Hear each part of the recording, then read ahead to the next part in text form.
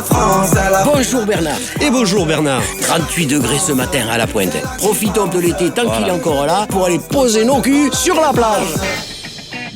Allez, grouille-toi, il y a des frites à midi.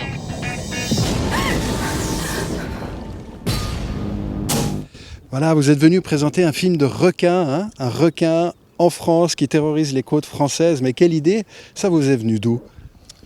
On a commencé à aimer le cinéma en regardant des films de genre. Notre mère était une fan absolue des bouquins de Stephen King. Je crois qu'avant qu'on aille dormir le soir, elle nous lisait les bouquins de Stephen King.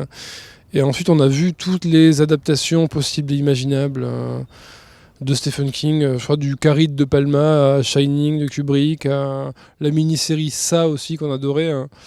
Et quand on a commencé à faire des films avec Zoran, on a un peu mis de côté ces références-là parce qu'on avait l'impression que c'était un peu interdit d'aimer le cinéma de genre. Et après notre premier long métrage qu'on a co-réalisé à 4, qui était une comédie dramatique sociale, pas du tout un film de genre, on a eu envie de revenir à nos premières amours et donc à écrire un film de genre, avec l'idée un peu de faire se rencontrer les références un peu américaines qu'on avait quand on était gamin, avec la campagne du Sud-Ouest où nous on a grandi pour le coup, et du coup faire un peu s'entrechoquer ces deux univers qui a priori n'ont rien à voir. Effectivement, personne ne s'attend à voir ce requin en Gironde. Donc c'est vraiment la grosse surprise, le gros événement, le gros élément perturbateur. En fait, ce requin, c'est vraiment, c'est un trouble-fête. Oui, c'est ça. Déjà, je crois qu'on avait aussi envie de parler un peu de l'époque dans laquelle on vit. Et c'est vrai que quand on a commencé à écrire ce film de requin, c'était en 2017. Et je crois qu'il nous manquait peut-être l'angle un peu sociétal, on va dire. Et c'est vrai qu'on l'a trouvé, finalement, on a repris l'écriture après avoir tourné notre précédent film qui s'appelait Teddy, qui était un film de loup-garou qu'on avait montré aussi l'année dernière au NIF. Et en fait, on a commencé à le réécrire du coup pendant le confinement. Effectivement, il y a cette idée de requin comme un intrus. En fait, ça résonnait pour nous un petit peu avec ce qui se passait avec le Covid. Il y a une bestiole qui traîne, qui est dangereuse, mais qui en même temps emmerde le monde parce qu'il faut tout fermer, etc. Ça cristallise un petit peu les colères des uns et des autres, et on trouvait qu'il y avait du coup une bonne résonance avec l'actualité. Du coup, faire ce film de requin là en 2021, quand on l'a tourné, ça nous paraissait vraiment résonner avec l'actualité et donc être assez pertinent, quoi. En fait, c'est l'élément de l'eau aussi, hein. On a ce lac derrière. Alors bon, là aujourd'hui l'eau est claire, parfois elle est plus trouble, mais dans l'eau, voilà, se cache cette bête mystérieuse, en l'occurrence très dangereuse. Et donc l'horreur commence. Ce qu'il y a de bien avec l'eau, c'est que ça cache un peu le monstre, donc c'est un peu le monstre qu'on voit pas. Et ce qui nous plaisait du coup dans cette histoire de requin, c'était aussi un peu le parallèle qu'il y avait avec le Covid, justement, qui est un virus qui tue un peu à l'aveugle et qu'on voit pas, du coup, auquel des gens croient, d'autres croient pas. Et l'idée du requin, ça c'est vraiment la bête qui rôde et qui surgit que par moment pour croquer quelqu'un, quoi. Donc ça crée quelque chose ça crée peut-être une angoisse plus évidente que si c'était un monstre qui parcourait les rues, voilà. Et je crois aussi, c'est marrant, on avait fait nos deux précédents longs métrages dans des zones plus rurales, et je crois aussi qu'on avait envie de filmer le littoral tout simplement, parce que vous savez, quand tout ça est quand même assez visuel. Et le premier film qu'on avait fait, les premiers se passaient à la campagne, le deuxième Teddy à la montagne, et je crois qu'il manquait plus que la mer, quoi. Quelque part, les films de requins, c'était un peu l'apanage des Américains, on a envie de dire. Enfin, il y a eu plusieurs épisodes de Jaws. Hier, on a encore vu Deep Blue Sea pendant la Shark Night. Enfin, vous aussi, hein, vous étiez diffusé pendant la Shark Night du NIF, du Festival du film fantastique. Du coup, vous êtes un peu attaqué à un monument. C'est le monument des requins, des films de requins. Pas facile, hein, de se dire, on va essayer de marcher sur les traces de Jaws. Mais vous avez quand même relevé le défi. Pourquoi l'avoir relevé ? Je crois que l'idée, c'était vraiment de s'inspirer de ces figures de cinéma américaines, mais de les faire vraiment venir en France. Donc c'est qu'on a grandi, nous, avec les films de monstres américains, mais en même temps, on avait envie d'ancrer ces créatures-là dans le Sud-Ouest. Et vraiment l'idée de pas pasticher pour essayer vraiment de se les approprier, pour faire un vrai cinéma français, pas de faire une copie des films américains, quoi. Après, oui, c'est sûr qu'on n'a pas voulu se comparer spécialement aux Dents de la Mer. Nous, c'était plutôt l'idée de détourner cette figure hyper connue pour justement parler un peu de l'actualité. Après, peut-être qu'il y a quand même une espèce de plaisir dans l'idée de faire un film de requin. Je crois que le truc qui nous plaisait le plus, c'était l'idée d'avoir un animatronique et pas de le faire en image de synthèse. Il y a les films de monstres avec lesquels on a grandi, nous, c'est un peu les films des années 80. Donc il y a les Freddy de Wes Craven, il y a la série Les Contes de la Crypte, et tout cet univers-là, un peu met en scène des monstres un peu carton-pâte. Et nous, on aimait bien l'idée d'avoir un requin fait en animatronique, quitte à ce qu'il puisse faire un peu plus faux que si on avait eu si on avait pris des vrais stock shots de requins ou si on avait eu un requin en image de synthèse. Mais on avait envie de le traiter comme monstre de cinéma et donc d'avoir ce côté un peu faux. Et du coup, on a fait appel à un monsieur qui s'appelle Pascal Molina qui nous a fabriqué en 7 semaines, je crois que c'est un record c'était un temps très court pour lui, donc il nous a fabriqué ce requin de 4,50 m de long, qui était donc piloté avec un moteur de jet et qui avait plusieurs commandes pour pouvoir ouvrir la gueule, nager, etc. Et donc il y a un petit peu un petit côté rêve de gosse quand même de faire un film avec un requin, quoi. Et aussi ça permet aux acteurs sur le plateau d'avoir un élément avec lequel être vraiment confronté, parce que faire des images de synthèse, ça aurait voulu dire avoir des acteurs qui jouent avec du vide, et donc c'est moins marrant et moins facile pour eux. Du coup là c'était un peu l'occasion d'avoir des acteurs qui voyaient vraiment là où regarder, qui pouvaient interagir avec, etc. Ce requin, il est où maintenant dans votre jardin? Presque. Presque, il est, je crois, dans la maison de la grand-mère de notre producteur, pour de vrai, donc vous n'êtes pas tombé loin. Donc il y aura un bis. Alors je sais pas si quand on a fait un film de requin, on a vraiment envie de faire un deuxième film de requin, parce que le tournage aquatique implique quand même quelques difficultés, notamment c'est beaucoup plus long de tourner sur l'eau, c'est-à-dire que la moindre séquence qu'on va tourner, ne serait-ce que sur le bateau, prend à peu près 2 fois plus de temps qu'une scène sur Terre. Donc je crois qu'on s'est essayé une fois l'exercice, c'était passionnant à faire, mais de là à refaire un film de requin, ça me paraît un peu ambitieux. Ouais. J'ai envie de faire peut-être plus réel ce requin, voilà, en animatronique, plus réel qu'en synthèse. Est-ce qu'il n'y a pas cette envie, en fond, qu'un monstre existe aussi quelque part, vous représentez cette société de Gironde, hein, de la côte, comme très calme. Les gens mettent les fesses dans le sable, vous dites, quelquefois, et se reposent et contemplent la mer. Et l'envie, en fait, d'avoir un élément disruptif, quelque chose qui perturbe énormément. Donc pour ça, il faut que ce monstre existe. Quelque part, vous-même, peut-être comme réalisateur, vous avez besoin de rendre tangible ce monstre. C'est que je crois que notre envie de cinéma de genre vient du fait que quand on était gamin, on s'est beaucoup ennuyé, nous, dans la campagne où on a grandi. On a grandi un peu plus dans les terres, en vrai, dans le Lot-et-Garonne. Vraiment, on a grandi au milieu des champs de maïs et des vergers de kiwis.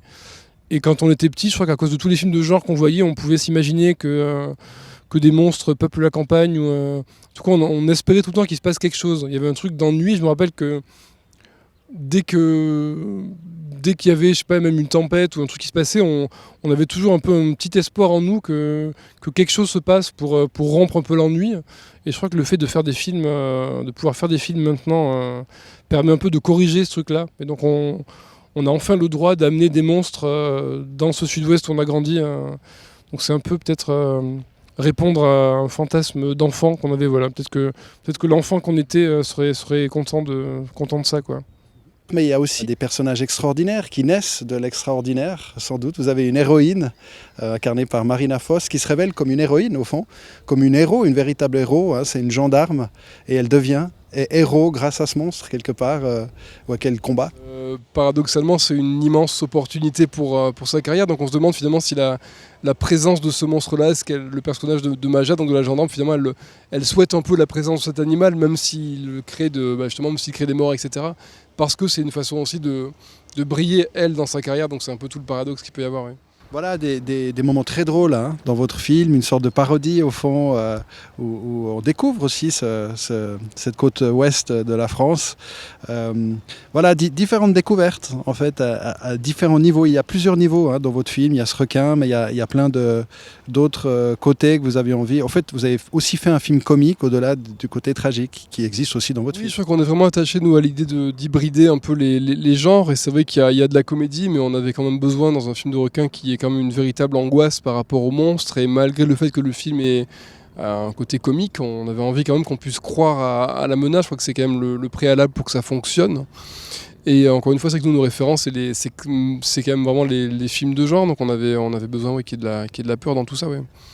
Surtout, je crois que les films de genre dont nous on est fans, qu'on regardait quand on était gamin, genre que ce soit les Freddy de Wes Craven ou même les Contes de la Crypte, c'est toujours un truc où la comédie va main dans la main avec le genre, et pour nous c'est pas du tout antithétique d'avoir des scènes de peur et des scènes de comédie, au contraire. Et c'est vrai qu'on a à cœur de pouvoir passer de la comédie au genre premier degré sans que ça fasse parodie, quoi. Parce que je pense que la différence peut-être entre une comédie de genre et une parodie, c'est que dans une parodie on croit jamais vraiment au danger, on croit jamais vraiment au monstre. Nous, ce qu'on voulait, c'était faire une comédie de genre et pas une parodie, du coup, dans laquelle on croirait quand même vraiment au monstre, quoi. L'idée, c'est qu'on puisse rire dans certaines séquences et en même temps avoir vraiment peur dans les séquences de confrontation avec le requin, quoi. Voilà. Comment vous expliquez-vous que plus de 40 ans après le premier Dents de la Mer, en fait, on trouve enfin un film de requin en France? Enfin, c'est vraiment une absence énorme, comme si rien n'avait été touché, quoi. Je pense qu'il y a peut-être aussi un retour aussi de l'envie peut-être des producteurs pour le cinéma de genre en France, qui se faisait quand même assez rare avant. Donc peut-être que c'est aussi pour ça qu'il n'y avait pas eu de film de requin, parce qu'il n'y avait tout simplement pas beaucoup de films d'horreur ou de films de genre. Je pense que c'est peut-être cette raison-là qui fait que maintenant aussi nos générations, peut-être il y a aussi une génération de cinéastes qui a grandi avec ces films et qui a envie qui a envie aussi de s'en inspirer. Je crois qu'on a peut-être une génération qui assume aussi le mélange des références qu'on peut avoir. C'est nous on a grandi encore une fois à la fois avec les jeux vidéo, les films d'horreur et aussi en même temps la littérature. Donc il y a un truc on essaie de mélanger un peu tout ça. Peut-être qu'on ose un peu plus y aller, quoi. Oui, c'est sûr qu'en France, il y a quand même longtemps eu un truc où le cinéma était quand même très clivé entre le cinéma d'auteur d'un côté et le gros cinéma populaire de l'autre. J'ai l'impression que notre génération à nous a un peu envie de brouiller les frontières en tout cas, on a moins envie de s'embarrasser des étiquettes. Et je crois comme tu disais, on assume d'avoir des références plurielles et de faire un cinéma qui peut être à la fois un peu exigeant et en même temps populaire. Et du coup, ouais, le genre s'inscrit quand même dans un truc très populaire et très pop culture, et je pense qu'on a peut-être moins peur de ça aussi aujourd'hui. Donc il y a Cadmera, il y a Marina Foïs, du coup vraiment un sacré casting qui accepte de jouer dans ce genre de film de genre. Donc ça veut dire qu'il y a vraiment presque un renouveau. Enfin, comment vous avez réussi à les convaincre d'être dans votre film? Surtout que vous êtes aussi des jeunes réalisateurs, hein. Vous avez quel âge par ailleurs? 30. On a 30 ans. Mais je crois que les acteurs sont très clients de ce genre de choses. C'est juste qu'on leur propose pas souvent des films qui sortent un peu de l'ordinaire, parce qu'il n'y en a pas beaucoup peut-être qui se font. Mais je crois qu'eux, ils sont très demandeurs au contraire de ce genre de proposition. Donc c'est vrai que dès qu'on a proposé à Marina de jouer dans notre film de requin, elle avait vu Teddy, notre film de loup-garou, et c'est vrai qu'elle a tout de suite accepté. Je pense qu'en fait les acteurs ils attendent ça, ouais. Je pense qu'ils aiment bien l'idée de le challenge. C'est vrai qu'il y a un truc quand même c'est pas tous les jours qu'on propose de jouer dans un film de requin, donc il y a quand même quelque chose d'assez singulier, je pense, d'assez attirant pour un acteur, ouais. Ouais, et puis du coup, ouais, vous êtes jumeaux, il faut quand même aussi le souligner. Par rapport à la créativité, enfin, qui s'occupe de la caméra, qui s'occupe du scénario? Est-ce que vous faites tous les deux, enfin, vous travaillez vraiment en symbiose? Avec Zoran, on se répartit pas vraiment les tâches. Je crois qu'on écrit ensemble. D'abord, on discute beaucoup, et puis ensuite, on se met à deux derrière l'ordinateur et on se fait les dialogues ensemble. On écrit vraiment ensemble. Ensuite, pour réaliser, c'est pareil. Peut-être qu'on se répartit les séquences quand on fait le découpage technique et le storyboard, mais chacun garde un œil sur les séquences de l'autre, donc on est quand même très ensemble tout le temps. Et sur le plateau, c'est un peu la même chose. Peut-être que dans certaines séquences, il y en a un qui va être un peu plus à la direction d'acteur et l'autre plus à la technique, à l'image. Mais on se relaye et globalement on travaille vraiment en symbiose. Il faut savoir que voilà, vous avez été dans la mer parfois, mais pas tout le temps, quoi. Non, c'est vrai qu'on a tourné toutes les scènes qui sont sur le bateau, ont été tournées sur le lac de Biscarrosse, donc vraiment en conditions naturelles. Par contre, pour la séquence qui est sous l'eau, c'était dans une piscine en fait en banlieue parisienne à Aubervilliers. Donc là, c'était un bassin en fait dans lequel on avait, je crois, 7 ou 8 mètres de profondeur, et du coup, on a immergé le requin. On va pas trop en dire, mais en tout cas, ça a été tourné comme ça. De toute façon, c'est toujours très compliqué de faire des séquences sous l'eau, et c'est vrai que dans le lac, par exemple, si on avait voulu tourner là où on a tourné le reste du film, on voyait pas à 50 cm devant soi, donc ça aurait été impossible de le faire. La piscine permet quand même d'avoir une visibilité et aussi un confort de tournage qu'on peut pas avoir en conditions réelles, quoi. Et un dernier mot sur le NIF, ce festival de films fantastiques. Vous avez déjà été projeté en cérémonie de clôture avec votre film Teddy, de film de loup-garou maintenant. Voilà, vous êtes sélectionné par ce festival. Comment vous le vivez, ce festival de l'intérieur? Qu'est-ce qu'il a de particulier? Déjà, le fait d'être en festival avec des salles de cinéma pleines, c'est toujours galvanisant, c'est toujours un plaisir. Ce qui est marrant au NIF, comme dans beaucoup de festivals de cinéma de genre, j'ai l'impression, c'est qu'il y a toute une tradition de commenter les pubs qu'il y a avant les films, de commenter les cartons de titres au début. Et du coup, ça crée une espèce de cohésion de groupe qui est toujours hyper agréable et qui nous fait nous rappeler qu'en fait, un film, c'est quand même une expérience collective. Et du coup, c'est toujours plaisant de le voir en salle. Puis là, le fait que ce soit un festival consacré au fantastique, pour le coup, nous, on est vraiment dans notre élément. Donc on est vraiment ravis de présenter le film ici, oui. Et puis en plus c'était la première mondiale, du coup là on l'a montré hier soir le film, et c'est la première fois qu'on le montrait à du public. Donc le fait que ce soit dans un cadre comme ça, c'était d'autant plus plaisant, quoi. Merci beaucoup. Bah, merci à vous. Hein. Bonjour Bernard. Et bonjour Bernard. 38 degrés ce matin à la Pointe. Profitons de l'été tant qu'il est encore là pour aller poser nos culs sur la plage. Mamie, au Ruben, à midi, c'est Faritas. Génial. Vous êtes con. Oh, attends, à ton âge, avec la canicule, là, faut s'hydrater toutes les heures. Tes collègues, c'est des cons. Vous sentez pas? Je suis pas un expert, mais pour moi, ça sent la merde. Vous savez ce que je pense? Les Parisiens. Ils puent, les Parisiens? Allez, grouille-toi, il y a des frites à midi.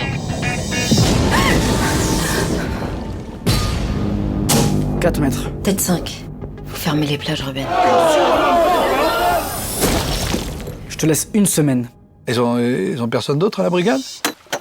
C'est baignade interdite, là! Oh, papy, t'es bouché ou quoi? J'ai un requin à attraper. C'est là qui pense, c'est là qui pense. Si on tue une espèce protégée, on va encore dire que l'écologie, c'est l'apanage des Verts. Depuis quand t'es écolo, toi, d'abord? Ça fait 25 ans que tu roules le diesel. T'es où, chacal? Il est là, je sens.